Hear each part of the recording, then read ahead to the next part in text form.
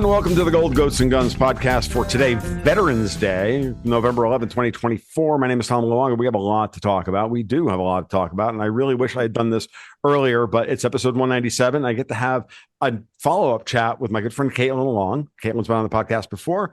The last time we did this, she unfortunately didn't have a whole lot of time, so hopefully we can make that better this time. We can have a little bit more of a nuanced chat about what's going on and not feel so stressed about the time constraint. Caitlin, how are you and how have you been? And I hope everything in your corner of the world is at least stable, because I know things are complicated, but hopefully they are stable.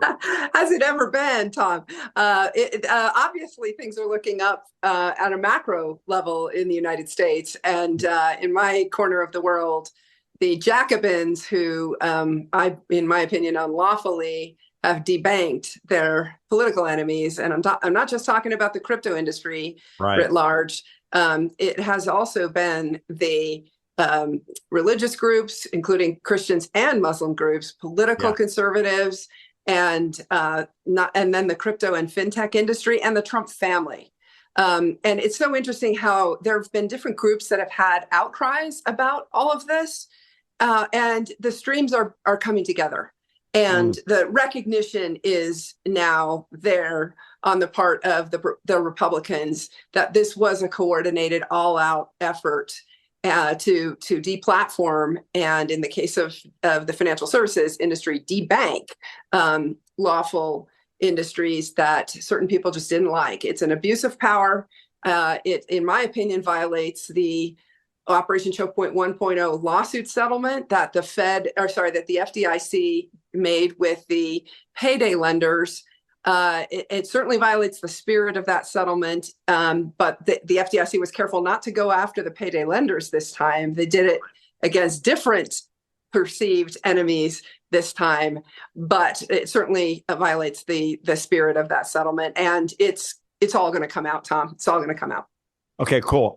Just to remind everybody, so you can do this, like remind everybody what that settlement was, what actually happened. Because I'll be honest with you, I wasn't paying that close attention to it. I should, but it's like everything else. There's so much in the world. We all can't cover everything all the time. Half the time, I have people on the podcast to get me up to speed on the things that I think I should know. Yeah. Well, this is one of them, because the Trump family was directly impacted, and it made the news when Melania's book came out a couple of weeks ago, and that was one of her big disclosures in the book, was that she and Barron had both been targeted for losing their bank accounts. But the settlement, basically Operation Choke Point 1.0 started during the Obama administration, and it started with the payday lenders, and the consumer advocates were very angry at the payday lending industry, didn't consider it legitimate, and discovered that ends justify the means. They could use the bank regulators to try to put the payday lenders out of business by pressuring the banks to stop banking them. In the United States, if you don't have a bank account, you are not a legitimate person or business, because in the business world, you've got to pay your payroll, your withholding taxes to the IRS using an electronic transfer using a bank account. So therefore, you really need a bank account, and the powers that be. It started with the FDIC in Obama 1.0. They went after. Started with the payday lenders, but ended up expanding into the gun manufacturers, into gaming, into adult entertainment, essentially every industry that they didn't like. And it covered 30 different industries. And so the payday lenders sued, and the FDIC originally lied and said, we weren't doing this. But of course, when the Payday Lenders Trade Association got to discovery, there was all kinds of evidence that, yes, indeed, they were doing this. Sound familiar? Same thing is happening now. Except we do have evidence that the Fed has been doing this. We have evidence that the Fed has been specifically targeting Custodia, including recently. And we'll hopefully get our day in court to be able to reveal all that. Good.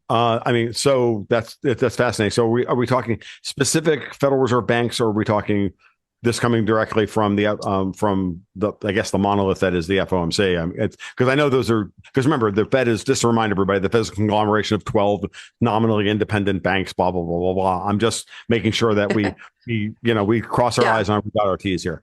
Yeah. So the structure of the Fed historically, the Fed was created as 12 completely independent regional Federal Reserve banks. Right. And they each set their own monetary policy and each set their own discount rates. Yes. And then that started in 1913 when the Fed was created. The whole idea was that they didn't want to be the Bank of England. I know we're going to talk about the Bank of England in a little bit. They wanted to disperse power across the United States. And there were people, including Wyoming's first congressman, who warned that this organization was going to centralize and increase in power, which is exactly what happened. And then in the 1930s, when the FDIC was created, there was an oversight board that was national, but it had no power. And then they gave it power and created the Board of Governors of the Federal Reserve System in DC. Now, there's an inherent tension between the privately owned 12 Federal Reserve banks, which is where all the balance sheets are, and then the Board of Governors in Washington, D.C. But what has happened, especially since the 2008 financial crisis, the Fed did not let a crisis go to waste, and they have massively increased their power and their footprint and their centralization in markets. They are the repo market.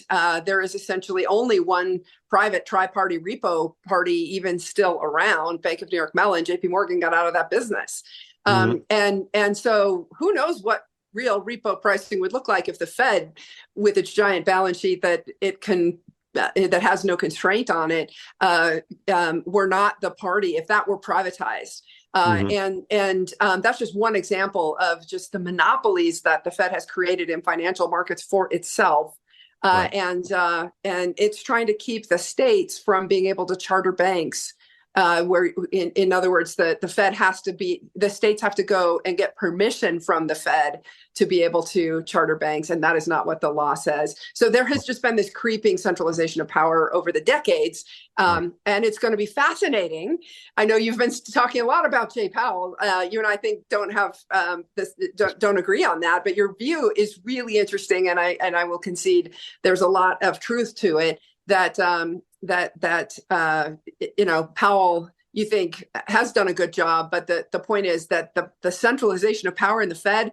Last week, you saw at his press conference an incredible reaction from all sides. One of my good friends, who's like my barometer of the quintessential New York Times reader, called me and said, "Boy, the Fed really screwed up." And so, obviously the libertarians were all up in arms, and the Trump MAGA folks. But when the New York Times person calls and said, "Boy, the Fed really screwed up," because what came across in that press conference last week, when I think it was Victoria Guida from Politico, who does a lot of crypto reporting, by the way, she asked him, if Powell, or if Trump asked you to resign, would you? And he said no, very firmly and haughtily, very arrogantly. And then she said, "Do you think that Trump has the power to fire Federal Reserve governors?" And he answered even more arrogantly, "No." Now, academics have debated that for years, and I don't know whether it's going to be tried. That's one of the things that remains to be seen, but it's going to be fascinating. And I was just talking to someone this morning about who's going to be the Treasury Secretary. That's going to tell a lot, because if it's a reformer, then, oh boy, that's going to tell a lot. And if it's not a reformer, then that means more business as usual. And it's up to Congress to decide whether to reform the Fed. But now with the Republicans in charge and all this debanking, here's an interesting connection I'll make for you. Sam Brownback used to be the senator from Kansas. He's the one who's been out there leading the charge against the debanking of Christian groups. And he's one of the Republican senators. They all know him, right? So, I mean, this is coming. There's a big investigation into all this. It's coming. Tim Scott will be chairman of Senate Banking as of January 2nd, and he's really livid about this, rightfully so. And he announced back in August, when he was speaking in Jackson Hole, that there would be investigations into this, and I will take him at his word. The only question that I have is, do they decide to actually hunker down and do a serious reform themselves, which would probably take precedence over a investigation. But either way, it's all going to come out, or the power that was abused here is going to be unwound. Yeah, well, let's hope that the latter happens, or at the very least, again, I'm going to like full disclosure here. I don't like the Federal Reserve. I don't think we should have anything other than some kind of sound monetary system. I don't know what that looks like, because the world is far more complicated than all the ideas about sound money that that were gestated during the 19th century. We have a lot of work that's been done. No one is happy about the hyper financialization of capital markets. When none of us are happy about any of this. None of us, and all of the criticisms of the Federal Reserve going back to its formation from, where you wouldn't call them Austrians back in the 1930s, because it didn't exist as a school of thought back then. But those people back then, those, I guess you would call them proto-Austrians, were making these exact arguments about centralization of power and everything. And in no circumstances has that changed. It's wrong, and it's greased the skids for everything that we have lived under over the last 110 years now. The issue is that we are at a moment in time where clearly the central banks were making a big push to destroy the concept of commercial banking as a thing, that everything was going to get rolled up Agenda 2030 style into the IMF and the World Bank and the UN and all of that.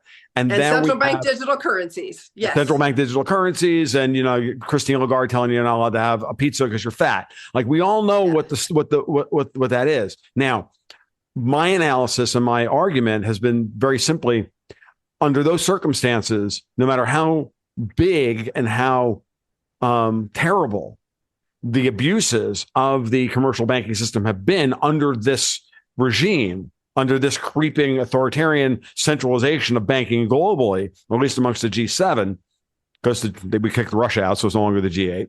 Mm-hmm. That's not what they signed up for. They didn't sign up for the end of commercial banking. They sign up for more market share for them, more VIG for them, more all of that.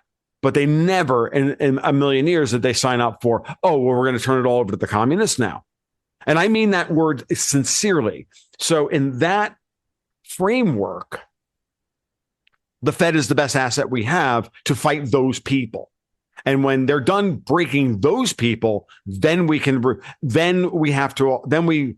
sit down and go, okay, do we really still need a Federal Reserve in the way it's been currently constituted? I've actually been arguing, when you really stop to break it down, I've been arguing for bringing the Fed back to its original conception: 12 regional banks, decentralizing monetary power policies, devolve the power out of DC, and devolve the power back into the regions. And hell, if we need 30 or 50, I don't care. Federal Reserve banks, it doesn't matter to me. What matters is a refederalization of the Federal Reserve.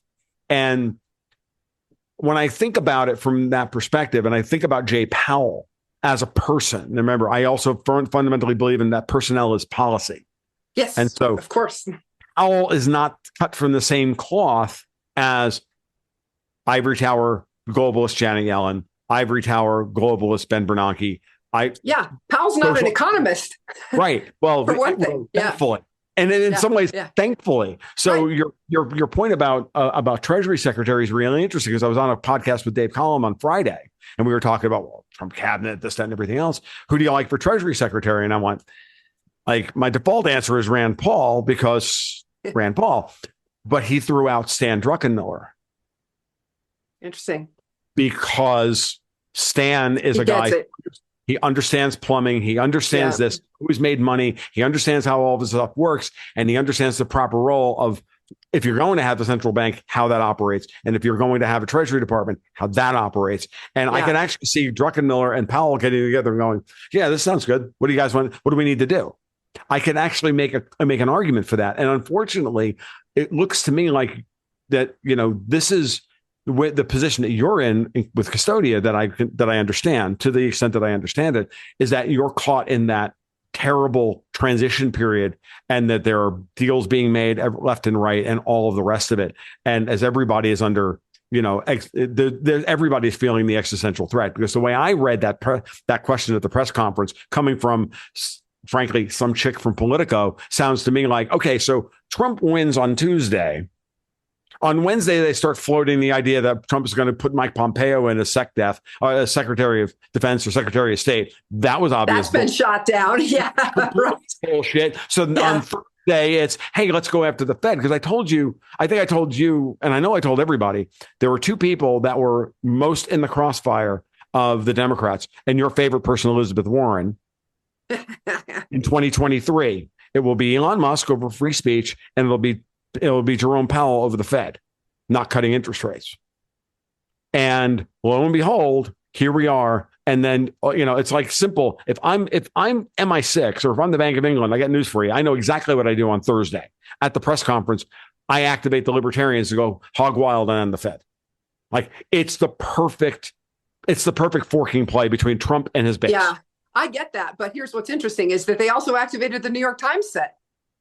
Of course, because Powell was the universal reaction to how he answered that question was negative.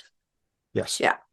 Agreed. And Powell is not a politician at all. Like if he runs. I mean, he's very good at deflecting what his real purpose is. His real purpose has been shrink the balance sheet, drain the offshore dollar markets under the guise of taming inflation. He's good at that. He's been very good at that. He's been very good at giving that to his staff. What he did the other day was, I think that was no different than when they threw the climate change activists at him when he was at the ECB and he got caught on the hot mic saying, close the fucking door. Like that was him saying, no, I'm not having this conversation. If that's the case, I know where this comes from. Why did he cut interest rates? Why didn't he keep along the Volcker trend? I have a very good answer for that, actually. And it's one that I've been thinking about because it's a real thing. He raises rates during the worst banking crisis since Lehman Brothers in March 2023. Which the Fed instigated, by the way. Well, of course they did. We'll come back and talk about that. And that was always part of my argument that they decided to take out some of these signature oligarch offshore banks that started with Silvergate. Yeah. And right, wrong, or indifferent, Silvergate. I had a long conversation with Marty Bent, how he explained that they had the money, blah blah blah. They did. Blah. They survived the run. Yeah, I agree. I agree, and no argument. And my point here is that, but he raises interest rates then, and then he holds them there for 15 months, knowing full well that if you're going to actually survive this, he can't cut rates no matter how bad the commercial real estate market is, no matter how bad the credit markets are, no matter how badly they're seizing up, until it's a foregone conclusion that Kamala Harris and the Democrats are not going to win. I think Powell held off cutting interest rates for as long as possible, and the banks act, and the big ones. I'm talking about Jamie Dimon over JP Morgan and others, because they all came out in support of Trump, which was never on the table before. Yeah. And then in September, he cuts by 50 to let the markets know, no, shit's really bad. I got it wrong. I thought if you cut by 25, the market will sell off. We'll get those bear steepener trade and all of that stuff. I got it wrong. No, it was the right move to send to the markets. Oh, we're cutting hard because we need to now give the banks back their cookie, because they took a punch in the mouth for 18 months over holding rates this high. And now you've got to cut rates to re-liquefy the credit markets. And that's why he cut again on Thursday. And he'll probably cut again in December, 25 basis points.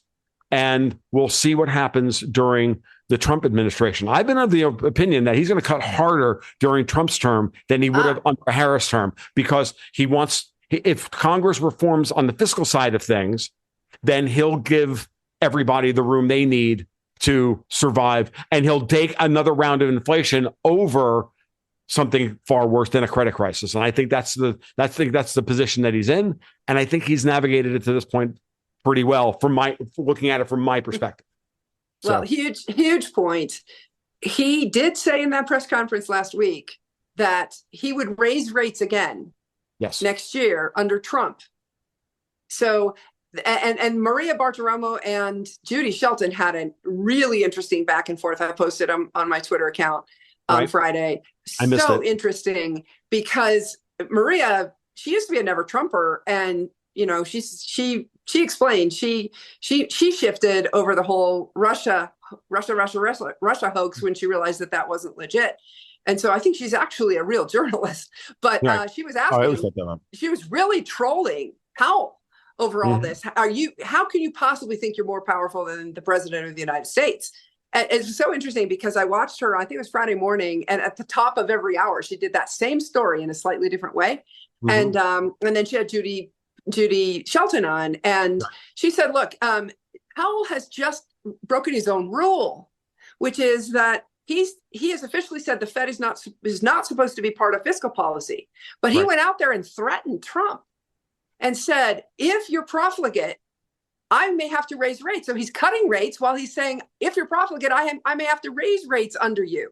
It's a huge threat. And again, like that's how the universal reaction that I saw. Nobody other than you was praising him, which makes it so interesting for you. This is what I would have done if I were Fed chair. This is exactly the way I would have handled it. He's been sitting there for the last year saying, look, we're on an unsustainable fiscal path, and I don't have any options here.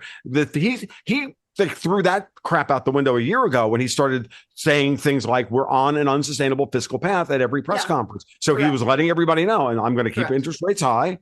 And then and that's my argument. He's literally everybody melting down over this is missing the broader picture because it's now fashionable to be anti-Fed. I'm serious. Well, that's clear. Yes. That's clear. It's fashionable to be anti-Fed. Even on the left now, especially on the left. But on the left, why? Because he just took away their friggin' punch bowl by raising interest rates to 5.25% and attempting to bankrupt the Bank of England and the ECB and everybody else. Of course, we're getting a media pushback against this. That the Fed, I said the Fed will be the biggest. Well, if they have an issue at all that they can run on, and they had a campaign platform, which they didn't. But if they were going to have one, it would have been, Powell created the recession for you. The Fed took your lunch away, and now your kids can't buy the G.I. Joe with the Kung Fu grip and all the rest of it. They tried that game. Elizabeth Warren came out before every friggin' FOMC meeting with a sternly worded letter saying you need to cut interest rates 75 basis points. Why? Because Citibank told me to. That's why. Like, I'm sorry, that's the answer. Yeah. And so Powell effectively saying to Trump, look, I would like to be on your side. That's the way I read it. It's like, I would like to be on your side. Cut the fiscal side of things, come in, do the slash and burn that you've been talking about, and I'll accommodate you, because then I'll have the room to do what I want, that I can do, that I need to do, which is keep the banks liquid, get a normally upsloping yield curve. This is the way I read 2025 at this point. If Congress comes in and does what needs to be done, then what we're going to have is the Fed's going to cut interest rates by, I don't know, another 125 basis points from here, maybe 150 down to 3% by the end of the next year. The long end of the curve is not going to move very much because there's going to be capital inflow into the United States. Yes. So we're going to get the attempted sell-offs here and there. Excuse me. And then, but it'll hold in a range, and then the short end of the curve will come down, and we'll have a normally upsloping yield curve. We're going to have a recession. Okay, we're going to have the return of inflation. Oh, we're definitely going to have a GDP recession. Yeah, absolutely. And we're going to have, the private sector's in recession, by the way. Sorry to interrupt. Right. Go ahead. No, absolutely. Gross national spending, not gross national product. Right. And so this is the way I'm reading it for next year. And I'll be honest with you, like the SOFR futures market keeps getting it wrong because the currency and bond traders and the repo traders are getting reading the tea leaves wrong. They're reading that the Fed either behind the curve or ahead of the curve or whatever. And no, look at the global situation, the interplay between the real tripartite repo market, the Bank of Japan, the ECB, and the Fed. And now things change. And that's basically my macro argument for how the central banks are playing this stuff out. Salt to taste, but that's where I see things at this point. Well, this is going to be interesting because the Fed literally, there's evidence Michael Barr was the one who was behind the denial of Custodia. And there was a Washington Post article in a month ago that said, Trump's not going to fire Powell. He's going to fire Barr. Well, he needs he needs cause in order to fire anybody. And there's all kinds of, again, there's a question whether, because it's never been tested before, but it's pretty easy to make a case for cause over all the debanking. Right. And maybe that's where he goes. Well, no, that actually, again, that supports both of our arguments.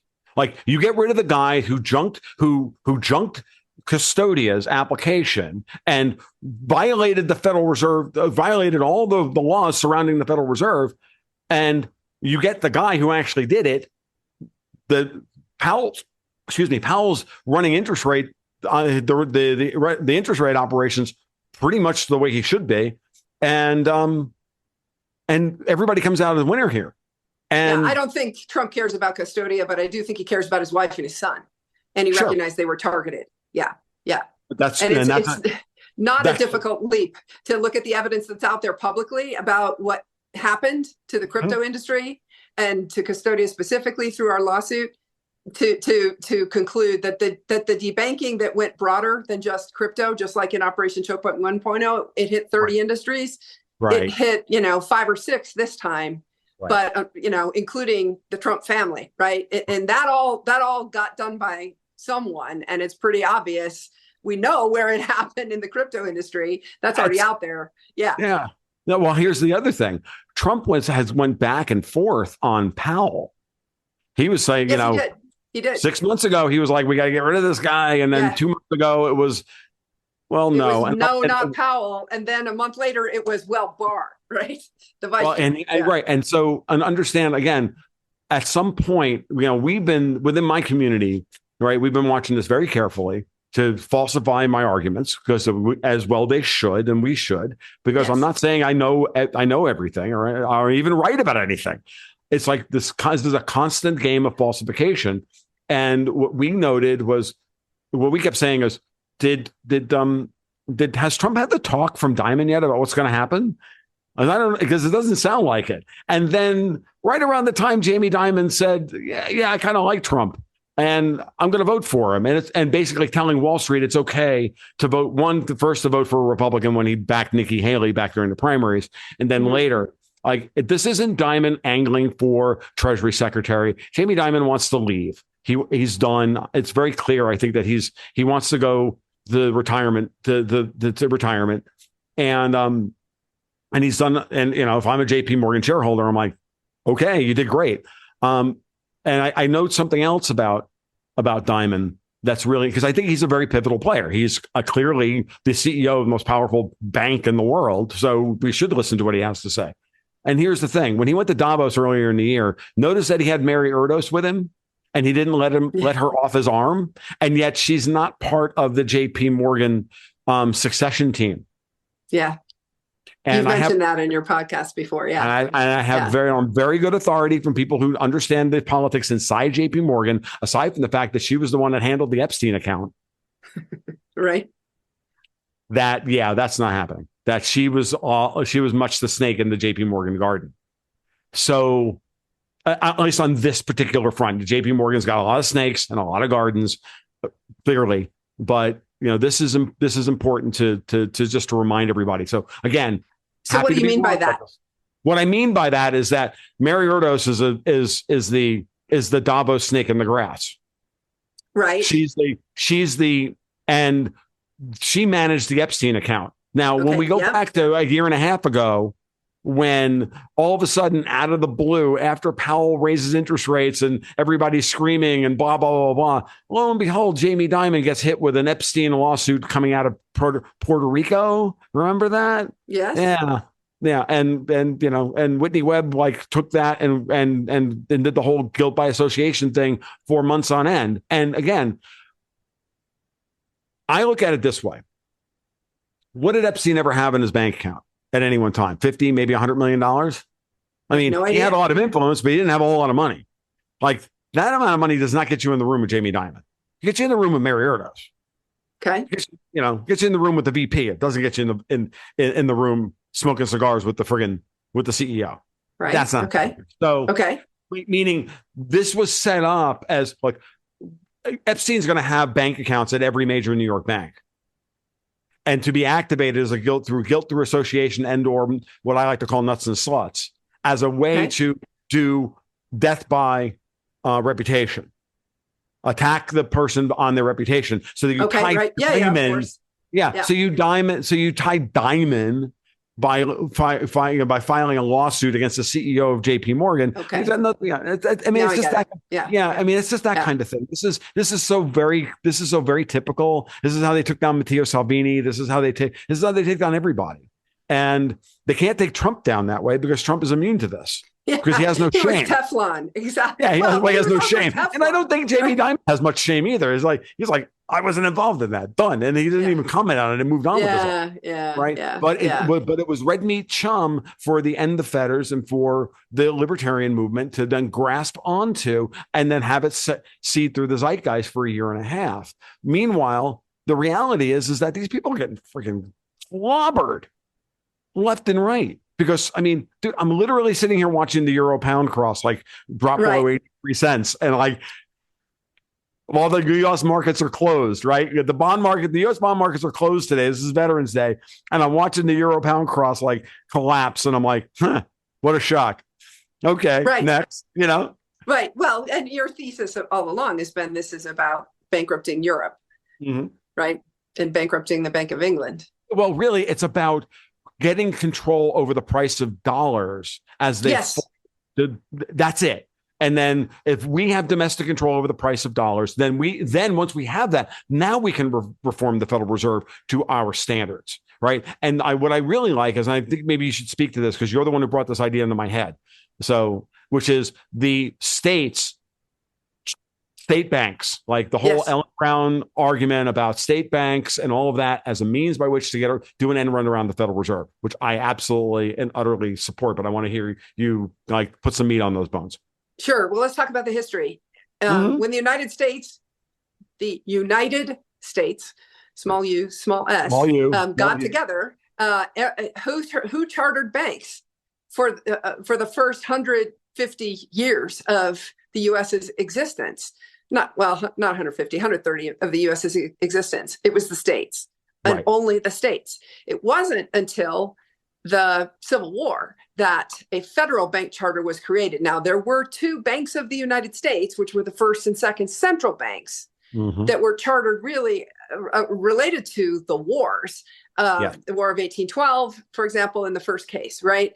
And then and so let's set that history side. But the key point of the history is for half of this nation's history, there was nothing but state chartered banks. Okay. And I realized that the people in Washington, D.C. can't fathom the notion that we could have states chartering banks without federal permission and federal oversight. But that's the system that they've created by reinterpreting their governing statutes and keeping out the state chartered banks they don't like. Okay. Right. So now, how do states fight back against this?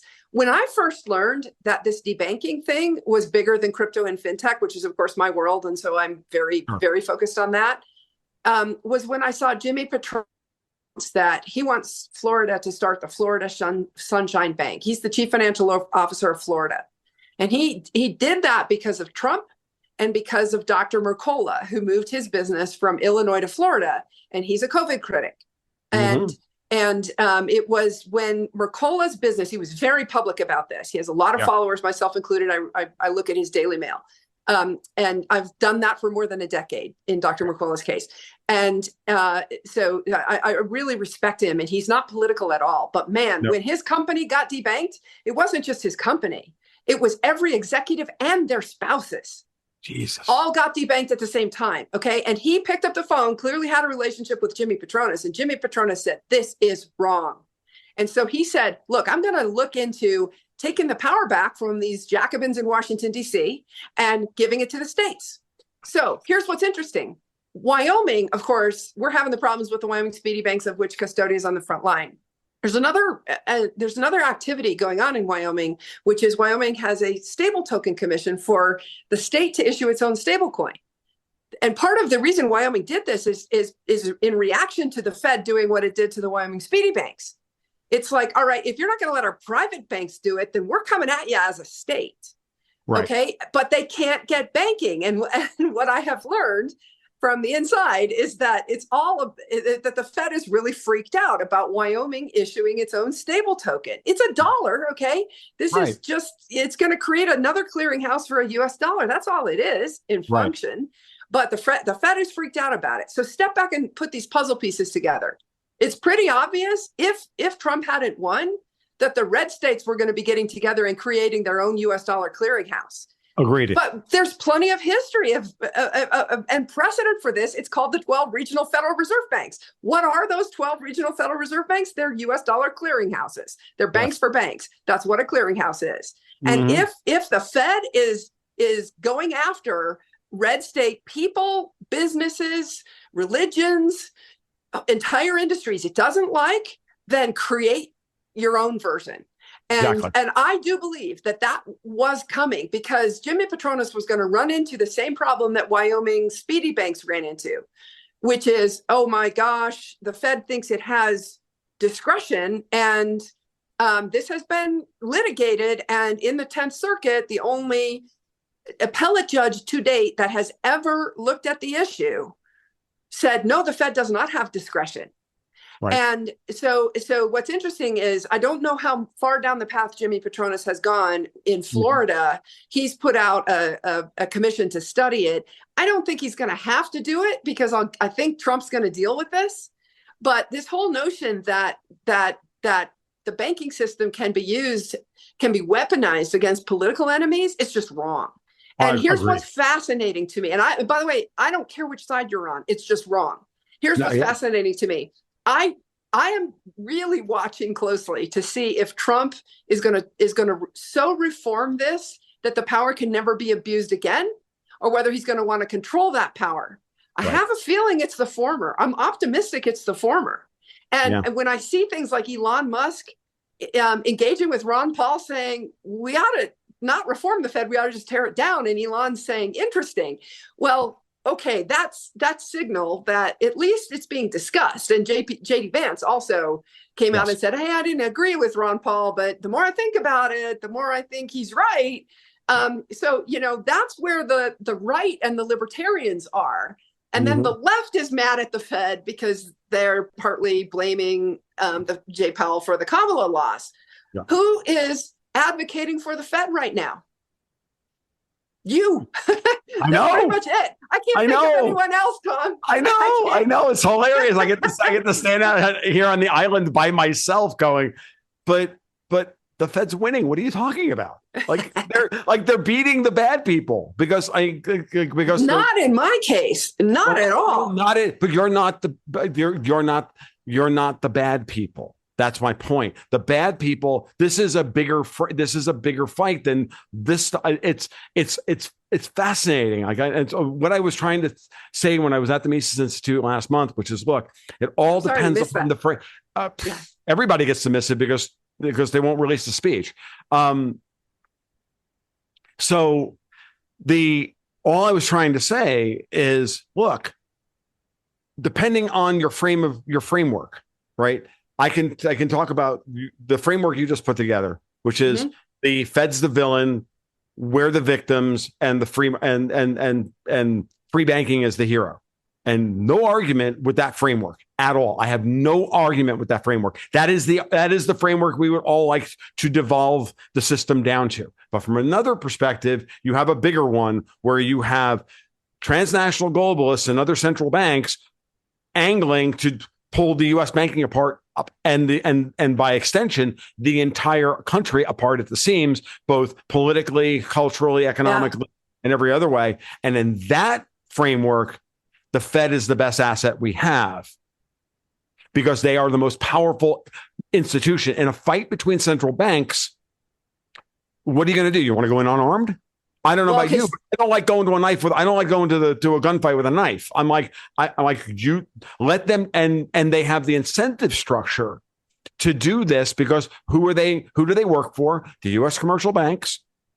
And who would they be advocating for under these circumstances? The U.S. Money Center. I mean, obviously, the New York Fed advocates for the New York Money Center banks, and San Francisco advocates for the military-industrial complex, Silicon Valley banks, blah, blah, blah, blah. But that's the argument that I'm making. I know I'm standing out here on an island. I know it. I know. Really, you are. I am at this point, and I don't care. And I don't care. So far I've been right from that framework, but I don't have any problem with the other framework. And as far as I'm concerned, and then Martin, and I'm not the only one. Daniel DiMartino Booth is making basically the same argument. So is Martin Armstrong. They're both saying the same thing, which is that we live in a world with these evil things. If you don't like, they both like the central bank far more than I do. Neither of them are as doctrinaire libertarian as I am, and that's fine. I don't have any problem with them having their perspective on things. They see but they understand. I think in the real grand scheme of things, that we have these central banks. They are weapons. They are armies, and in that role, you can't disband your army and say, hey, we're going to fight, we're going to win a war. This is a war that has to play itself out until such time as the bad actors are destroyed. And then if we have political control of the United States to hold the central bank's feet to the fire, we can then reform the central bank to our purposes. The problem that we've been having is that there are two forms of control over a country: monetary and political. Sure. Under the Obama administration, we had the globalists were in charge of both. They were in charge of the political, and they were in charge of the monetary. Under Trump, we had political control. The monetary system was only beginning to be, we were in a transition period. Powell was coming in to reform the Fed, but so for all of that stuff. And that took a while to play out. Then it was restored. Then political control was restored under Biden for the globalists. Meanwhile, Powell stood by as a rock saying, no, that's fine. You want to be globalist, 5.5%. And it's an audio podcast, folks. I just flipped everybody off. You guys can't see any of this. And then now we're on the cusp of them losing control of both the political and the monetary system of the U.S. Yeah. And for that to then be reformed in such a way that it works for the American people under its original conception under the Constitution. And we can actually see the process of the end of the age of central banking. This is a 500-year plan that has now failed with the United States jacking out of this system. This goes back to before the Bank of England. This goes back to the old Venetian banks and everything else. And the formation of the Bank of England in 1694 was the beginning of this era of history. I've been saying this from the beginning. This is what this is about. And these people that have been, quote unquote, ruling the world as a shadow oligarchy behind the scenes for years, they are about to get fucking rolled. And we don't want to disempower. We want to use the dragon that we have to go slay those other freaking dragons. Okay, let's talk about happen. And then we get to sit back and go, we'll pick up the pieces and we'll rebuild the world. That's what I say. Let's talk about two things. One is that Trump's only going to have the Republicans controlling the Senate for 2 years. The math is equally as bad for the Republicans in 2 years as it was for the Democrats this time around. Mm-hmm. Okay, so he's only going to have the Senate for 2 years. He's got to get this done in 2 years. And then let's talk about crypto. It was so interesting that Howard Lutnick is in charge of the transition team. Yes. And we don't know what that means, again, in terms of federal financial regulators, because some of the names that are being floated for Treasury Secretary are vehemently anti-crypto, like John Paulson, right? But then you've got Howard himself and Scott Bessent.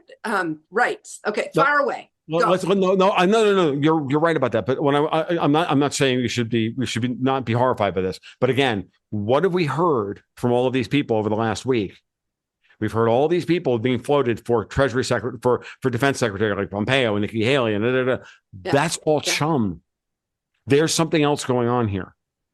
Okay. Every rumor that you hear about who's going to be in the cabinet is bullshit. And I'm sorry, but it's bullshit coming out of the bowels of MI6 and the Bank of England and the Mossad and everywhere else. That's my take on the story. And so far, I've been right about this. So let's not and you look at Mitch McConnell trying to select the Senate Majority Leader in the dark.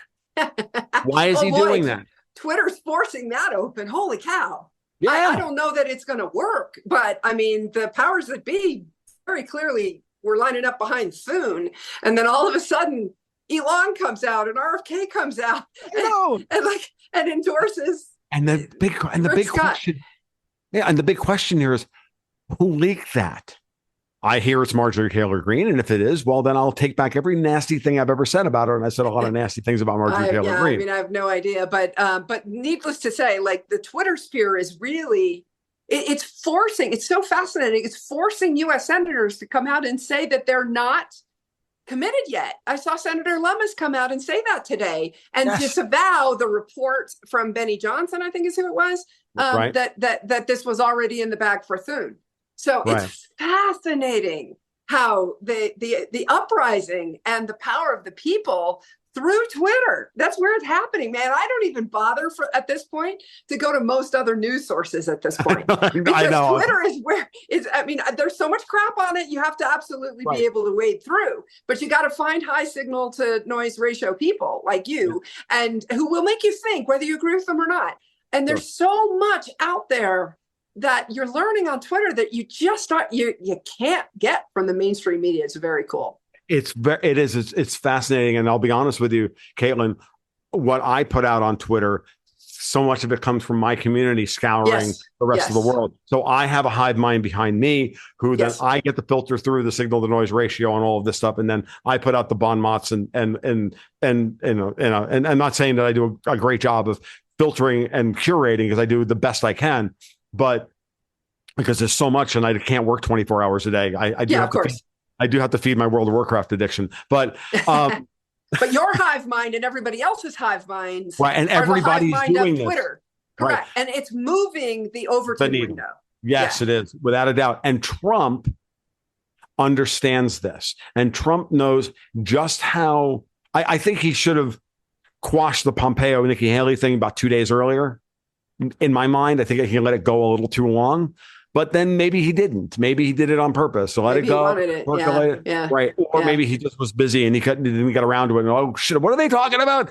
Get rid of that shit now. Okay, let me put some Karen tweet out on Twitter that I'm not interested in.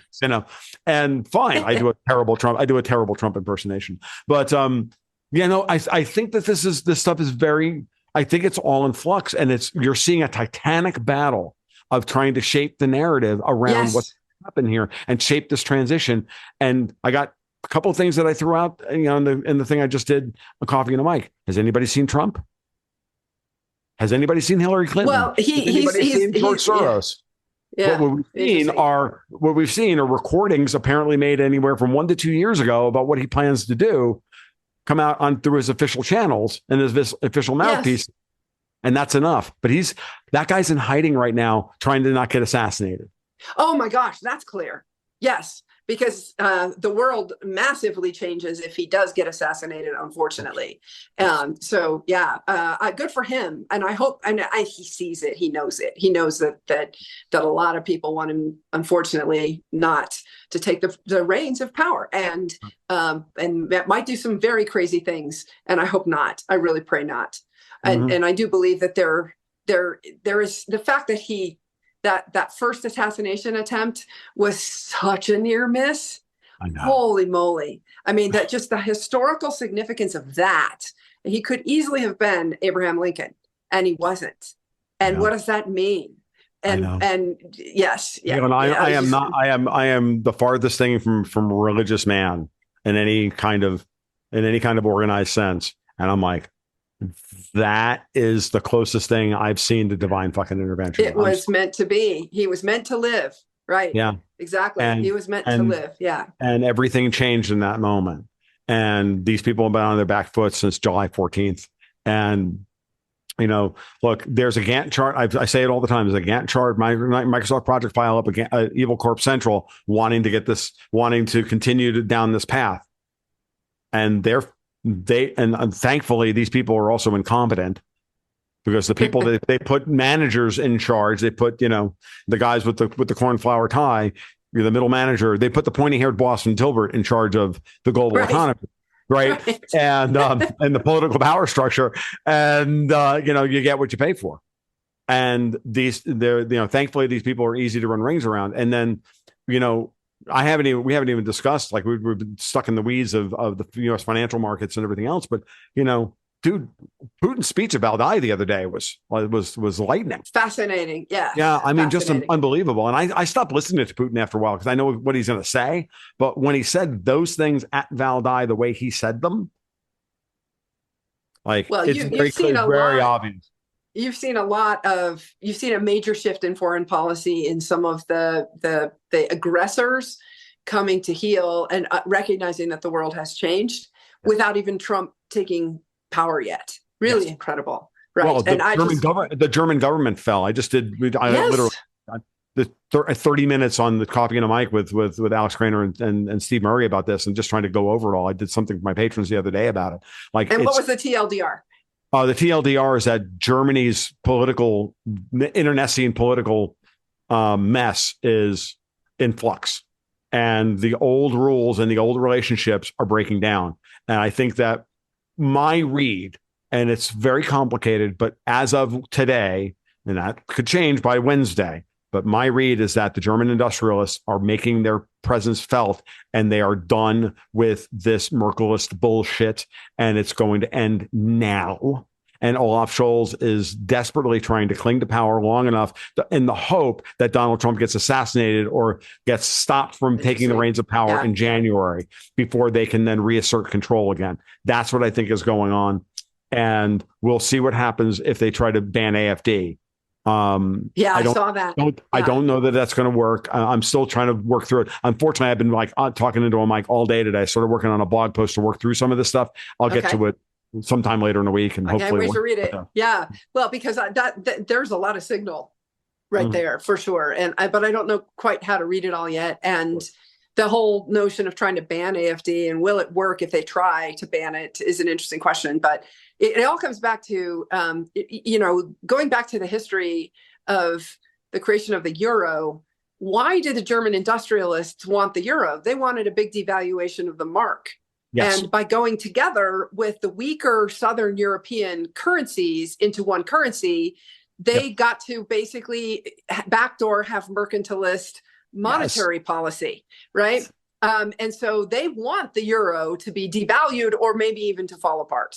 Yeah, well, there's a couple of things here. And again, now we can talk about the monolithic Fed funds rate, because it's the exact same play. California has been running the German playbook within the euro on the United States for 110 years, which is how you built the military industrial complex. It's how you built Silicon Valley, because the demand for capital in California should be a lot freaking higher than it is in Mississippi. And yet Mississippi is having to deal with the same interest rate that California is. So California is getting capital at 1.5 lower than it should, and Mississippi is having to pay 1.5 more than it should. And that's the problem. And it's exactly what the Germans did with the euro. And now we're getting to the point where the whole thing is starting to collapse. And now you can't. Now that you've destroyed German dynamism within the economy. Now they're at their existential moment as well. And then for the Americans to push, and for Brussels in a controlled collapse of the entire European economy in the hope that they can get a war, ship all the malcontents over into Ukraine to fight the Russians, and then do a monetary reset. That was their plan, and that plan is not going to happen. Yeah, I was going to say that's not going to work. Yeah, because Powell raised interest rates to 5.5%, and Trump won re-election. So now what? So now what? Now we watch it play out, and then we wait for the sovereign debt crisis to occur in Europe. Because it's definitely coming. Right. Because German Bunds trading at negative 190 basis points to American debt of same maturity is, that's an abomination. Right. Like, the market is not priced properly. And that's because Christine Lagarde, and I've gone over this many times, break the TIC report down by region of the world. And you'll realize that all summer long, while Yellen was doing QE at the Treasury Department to manipulate the long end of the yield curve down and allow the bond traders to front run the Treasury, we watched the European central banks add on over $300 billion worth of U.S. Treasuries as of the latest TIC report, which goes through September. And since Powell started tightening, that number is almost $1 trillion. Wow. Okay. Yeah. And everybody else is basically fine. The Chinese sold off about $400 billion. They've been selling since 2014. And then they stopped. But they stopped at around They stopped right around Jackson Hole, now right around the end of 2021, and they've just been bouncing around in the 20 to $40 billion band since then. And the only time you ever hear anything on zero hedge is when they sell $40 billion, but you never hear about when they bought $40 billion the next month, or they buy $13 billion a month for the next quarter. The sky's always falling. Yeah. Exactly. So you have to we all have to temper what we see by looking at the data. And that doesn't mean it's wrong. It just means you have to have a perspective to understand how to get the data points that they give you, which there's a tremendous signal to noise ratio in some of what they publish. So I definitely do still fly by there a couple times a day just to see. Oh yeah, no, absolutely. I still read zero hedge like religiously. I always do, because there's always good information there, and there's always correct. Somebody's going to have the distillation of the thing that I need. I'm not ragging on zero hedge. I just know that their business model is different than mine, which is to sell advertising. And they're not shy about it. Like, it is what it is. Nope. Like, it's fine. No, so, exactly. Yeah, exactly. But they do. They definitely have always tended to have a more downbeat bias. But that doesn't necessarily mean that it's wrong. So, right. Oh no, not at all. Not at all. Very interesting. They're going to be very sad when the Dow goes to 55,000. Yes. Well, but so now let's come back to Powell being in charge and for 2 more years, and Trump only having the Senate for 2 more years. Play that out with what you just laid out as the scenario for a sovereign debt crisis in Europe. That means that means that the Europeans are going to try and extend and pretend for as long as possible. They always have. Yeah, they have, but it also means that I don't know that they can, because this Ukraine thing is the issue. There's because of the guarantee by the Bank of England of the debt and so many other of Ukraine's debt. Right. And if you look at the situation, Olaf Scholz's government fell because he was trying to get $6 more billion or €6 more billion to send to Ukraine, which statutorily he didn't have in the coffers without going back to the Bundestag. The Bundestag said no.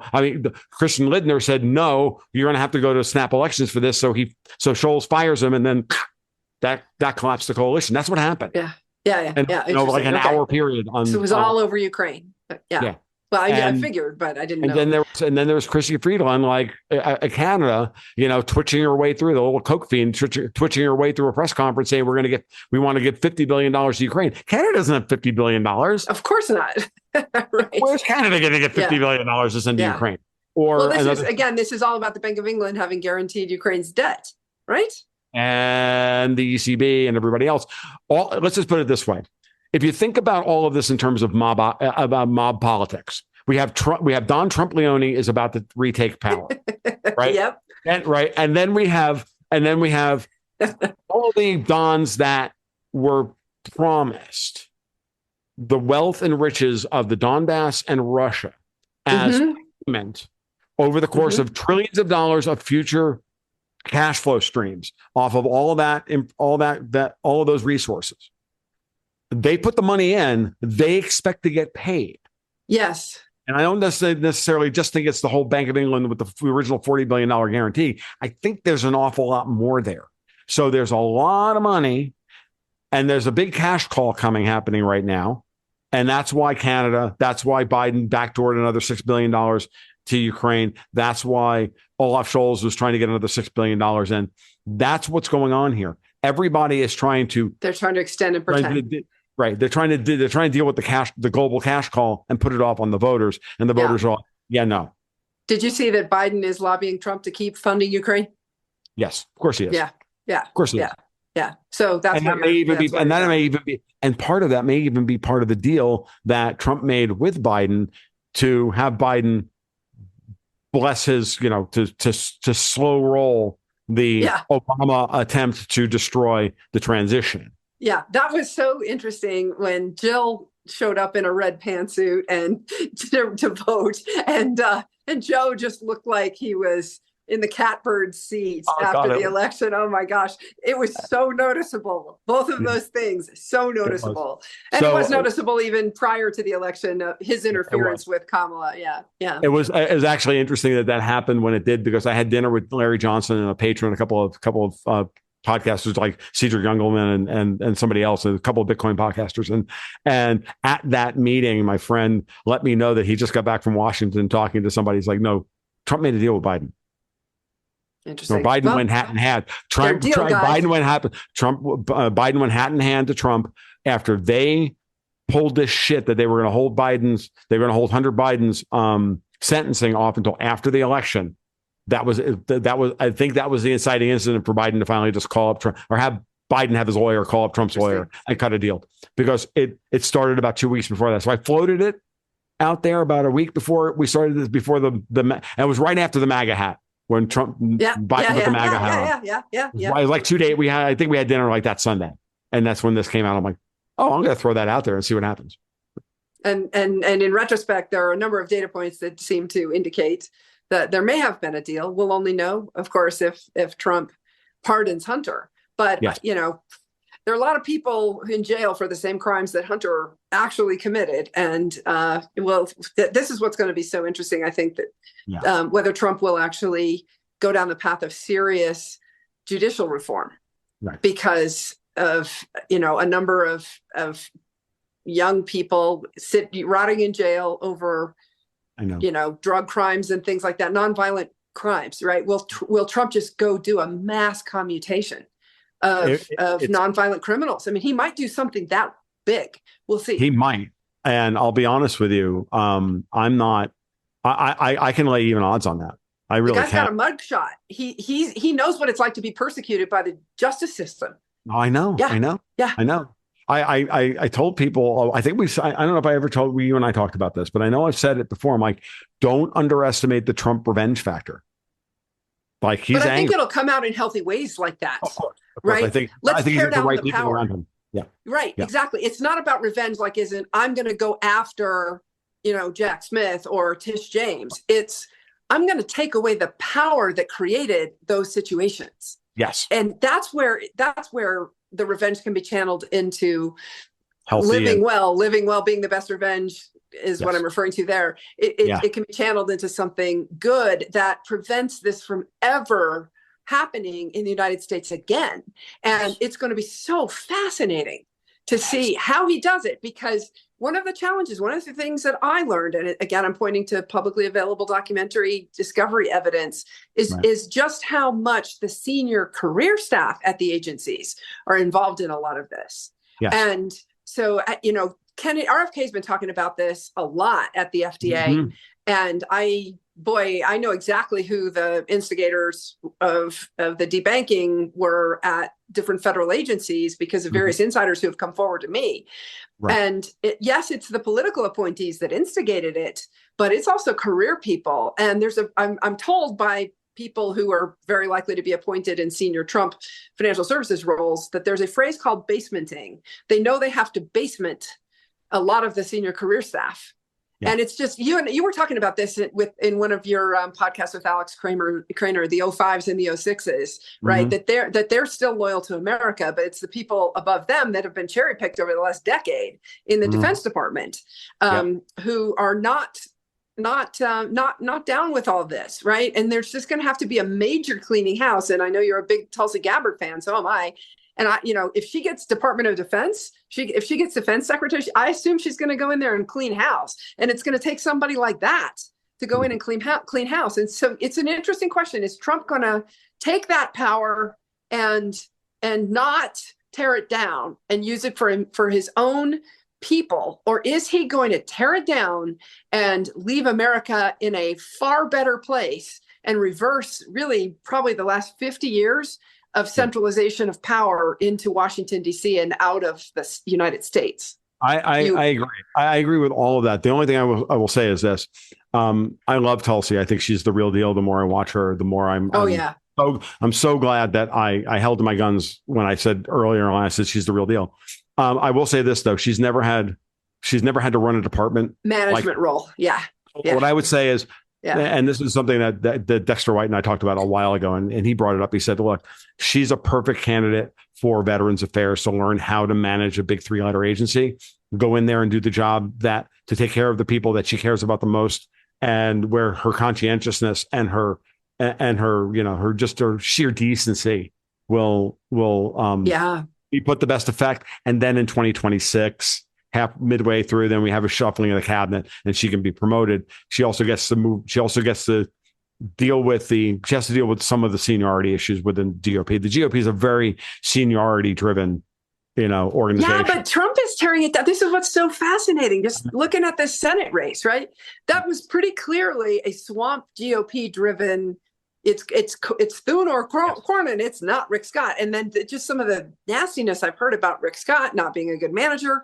Some of the stuff that's come out as this Senate GOP battle has spilled out into Twitter. Yeah. It's fascinating how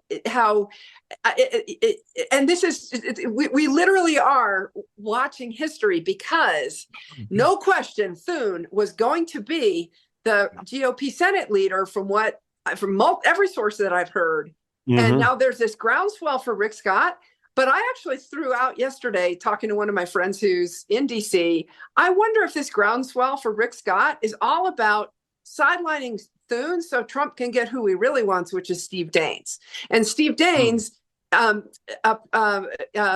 endorsed Thune, which is interesting because Steve Daines has earned it, but he said he doesn't want it. Now, he obviously presumably wants a committee chair role or something like that. He doesn't want to have the responsibility of being the Senate GOP leader. But I mean, just the stuff that both Thune and Cornyn have said about Trump in years past that's come out that the internet has gone and dug up. They were never Trumpers, and they're not like JD that has, or Tulsi that made a complete break with their never Trumperism. Right. They've been tepid in saying so. So my big fear is that we're going to get another, just squishy rhino. Exactly. And that's going to get in the way of truly taking this power away from the places where it's just been this creeping centralization of power all throughout the U.S. government, and the average American recognizes that it's just being abused right and left, and it needs to be reversed. And if they're really going to change fiscal policy such that, to your thesis, that Jay Powell can lower interest rates rather than keep raising them, they have to cut, slash, right? No, they do. They have to cut. Absolutely. They have to cut $1.5 trillion from the budget minimum. Yeah. They have to start. They have to start. Yeah, they have to start there. Yeah, but it's interesting that Vivek was floated as Secretary of State today, and I thought, man, that's not the best place to put a guy like that. He's actually thought about long and hard about how do you deal with the union rules. It sounds like, from what I've only met him a couple of times, but very briefly, but I know some of his staff, and it sounds to me like he has really gone into the details. He's like the Rohit Chopra of the Republicans. He's read all the rules. He's already got the plan in place. Rohit is known for reading all the rules and figuring out how to use them. Ends justify the means, Bill Ayers type rules for radicals, right? And Vivek is on the other side of that. The guy who also reads the rules, but instead of how do I use this to install more Marxism in the U.S. government, he wants to install more freedom in the U.S. government. Yeah. No, I there are very few times in my life that I will say I am ecstatic to be wrong. And I was very unfair to Vivek when he hit the stage.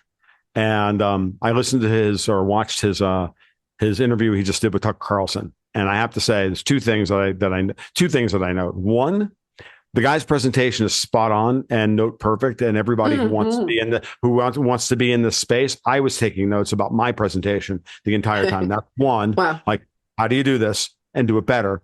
That's one. And two, everything that I have been saying about how do we go from taxation is theft to this to end the Fed and stop, and we have to tell the story in between of how we tell the whole story to get to convince people to go order step by step, order by order, from point A to point B to point C to point D, and not from point A to point B to point Z, which is what we libertarians always do, and we do wrong, and we need to just fucking make our goddamn peace with it. Vivek just gave us 90 minutes of how to do that and communicate it to the American people and do so in a credible way.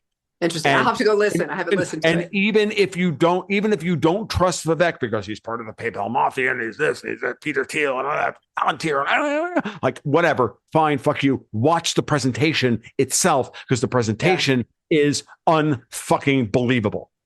Okay, yes, so strong. He and JD Vance. Yes.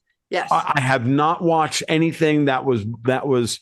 I have not watched a better presentation of the order of operations on how to get this done yet. I've tried, bits and pieces of it in my fragmented kind of Trumpian weaving way, meandering way. Vivek was like point to point to point to point to point. Yeah. This is how we can get rid of 80% of the government. This is how we can pay for it. This is how we can have it not affect GDP. This is how we can do it. This is how we can do it. I'm like, there's your blueprint. Right. But so exactly. So cabinet secretary. So guess who he gets to be? He gets to be fucking cabinet secretary because the cabinet secretary is the guy who implements the executive orders and actually runs the goddamn executive branch. Right. That's where he's question. Is state the right place or should he be Fed chair? Well, I mean, in 2026, here's what I think. But I like Vivek as cabinet secretary to start out with. In 2020, at the State Department, though? No. For the executive branch.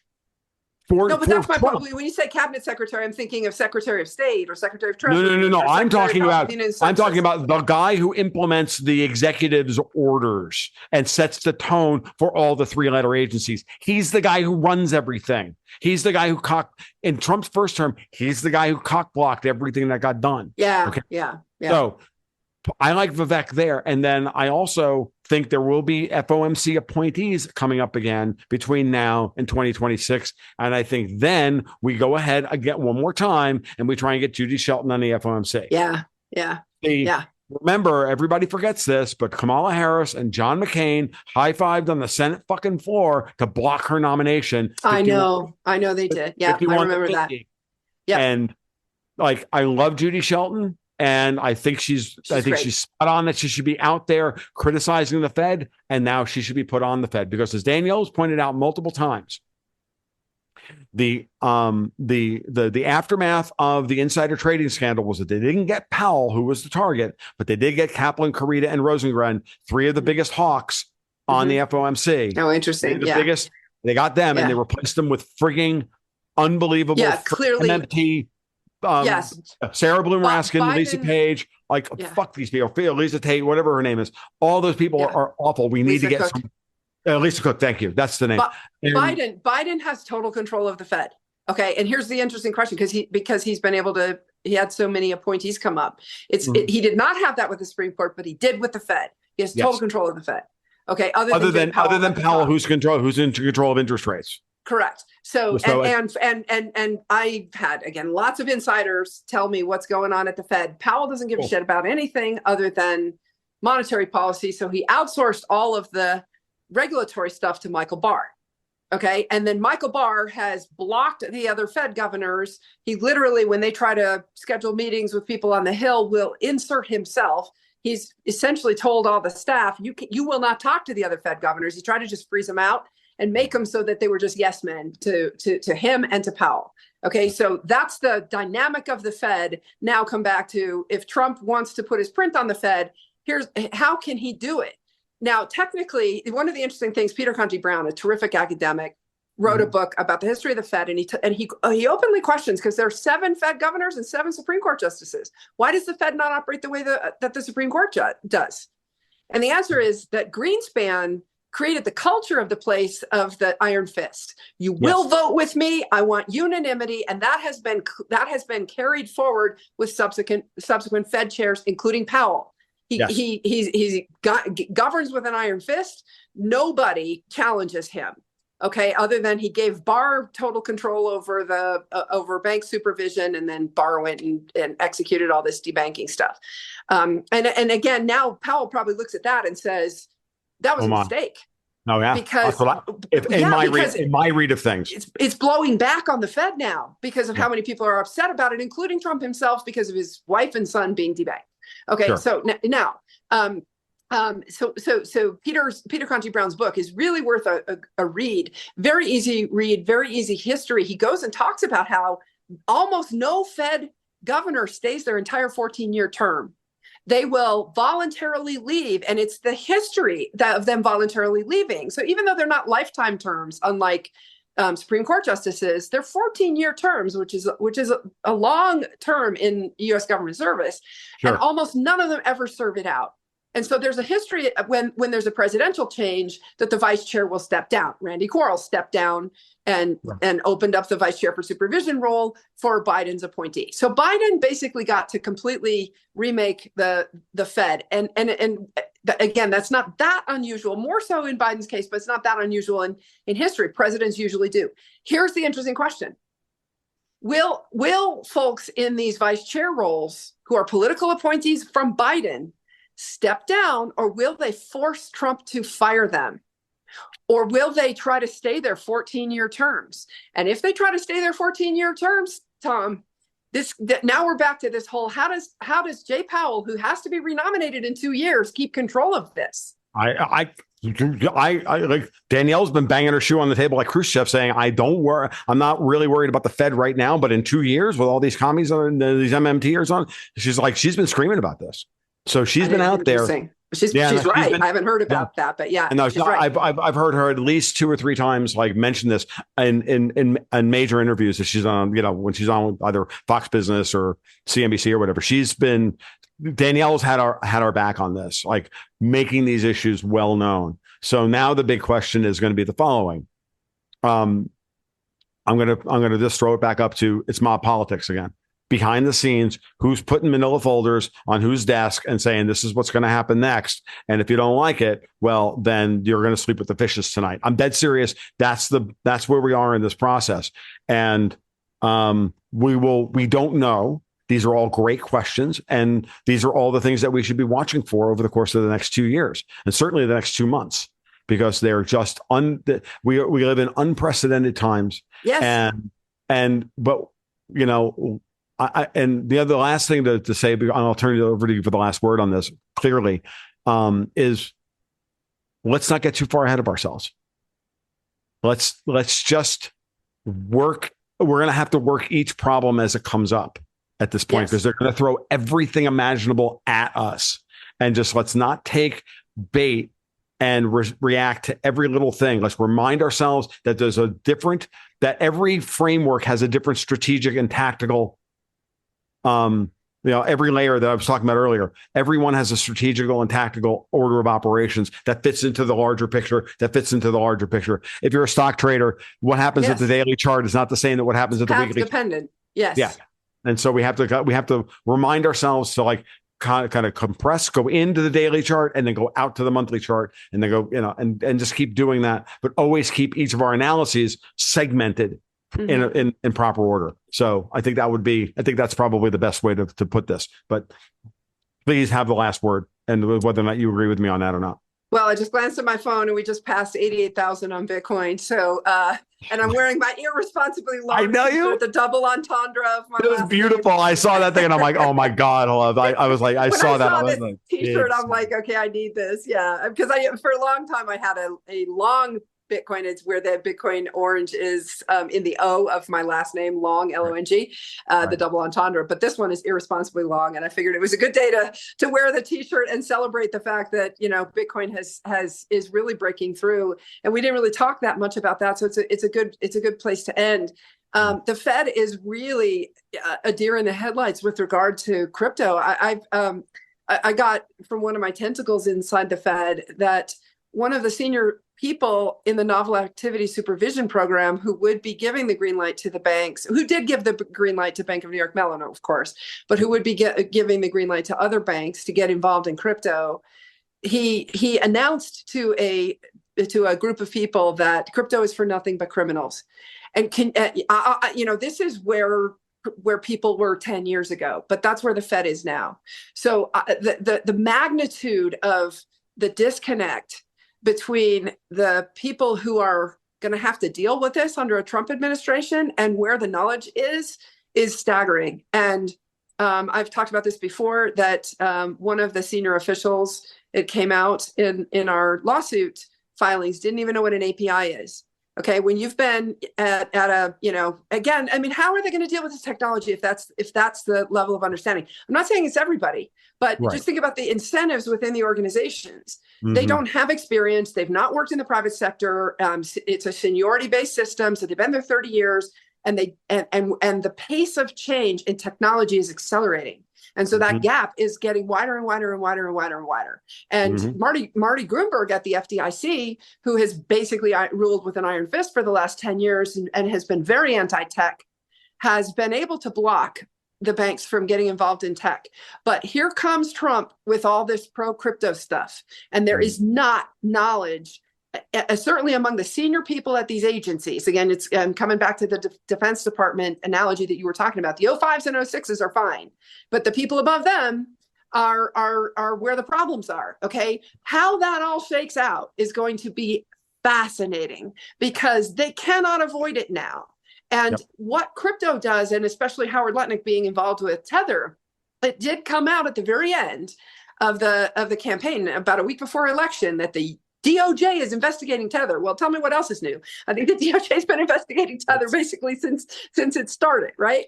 That was clearly a plant in my mind to try to knock Trump and Lutnick down.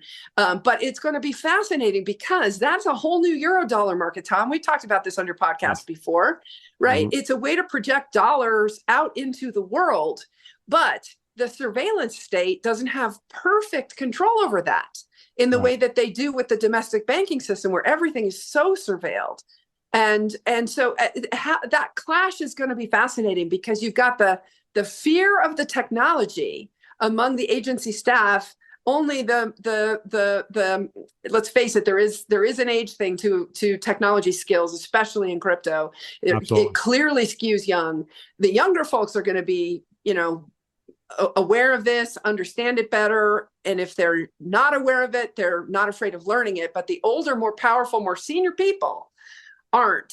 And are they going to still try to stop it? Are they going to still try to do what Marty Grunberg did and say banks can't adopt new technology while the fintech industry runs circles around them? And the fintech industry right now is having circles run around it by the crypto industry. And how that all shakes out, and Trump being pro-crypto, Trump having a crypto business himself, Trump recognizing, especially through his kids and what they have said, that the power of the banks, the monopoly power of the banks, isn't right. And we need to fix the payment system and allow people to have cheaper payments and not to have to pay 3% interchange fees anymore. Right. That's coming. But I can't tell you right now how it's all going to shake out. It's just going to be so fascinating. And again, we're back to this dichotomy. Are we having a second version of Trump 1.0? Or is Trump, with all these real reformers around him, making the break with the neocons, making the break with the rhinos and the uniparty? Is he really going to reform? And I don't know the answer to that. I certainly hope it's the latter.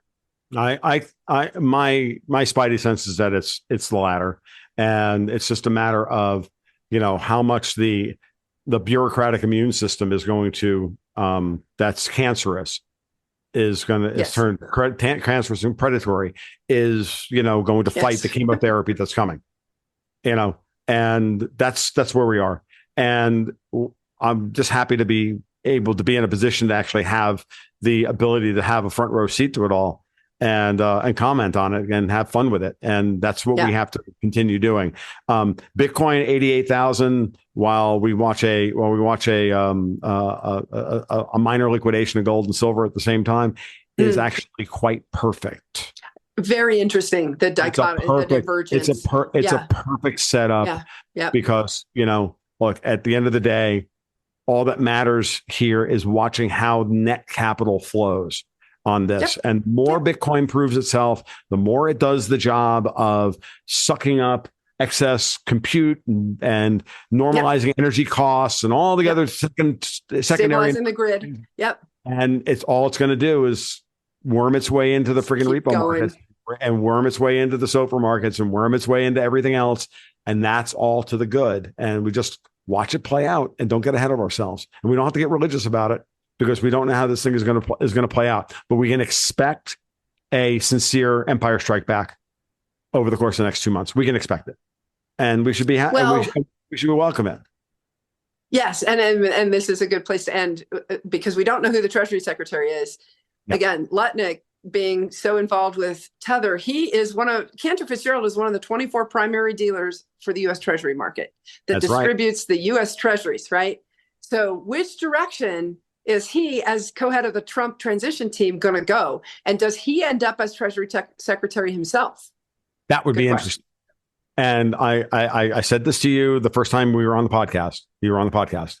I said, you watch, Tether's going to become a part of the transmission system and the stabilization system of the entire U.S. Treasury market in order to keep it liquid during a time of crisis. We're rapidly approaching that time of crisis, and now we're going to see how it plays out. It's going to be fun to watch. Thanks so much. Good to be able to get back together with you and spitball. As usual, you make me think. And let's stay in touch as this all evolves. As we do. Okay, Caitlin, as always, it was an absolute joy, love, and we'll do it again soon. Yeah, sounds great. Take care. Thanks much. Well, that'll about wrap it up for episode 197 of the Gold, Goats, and Guns podcast. I want to thank Caitlin Long for taking the time to be my guest this afternoon and do the thing. So I hope you guys enjoyed it. I know I did, as always. And it's always fun to get your core ideas challenged by somebody who has a good grasp of the nuances of the issues. It's always a good error check and a good, it's a good time as far as I'm concerned. So with that said, I'm out. As always, you can follow my work at my blog over tomluongo.me or goldgoatsandguns.com. You can follow me on Twitter at TFL1728. And you can follow sign up for the Patreon at patreon.com/goldgoatsandguns, where you can sign up for the twice weekly market reports and or the Gold, Goats, and Guns investment newsletter, where we go forward looking in time with all bespoke articles and research between myself and Dexter White, and give you a portfolio strategy for trying to make sense of what's going on out there. So if that sounds good to you, give it a shot. You guys be well. You take care. We'll talk soon. And keep your stick on the ice.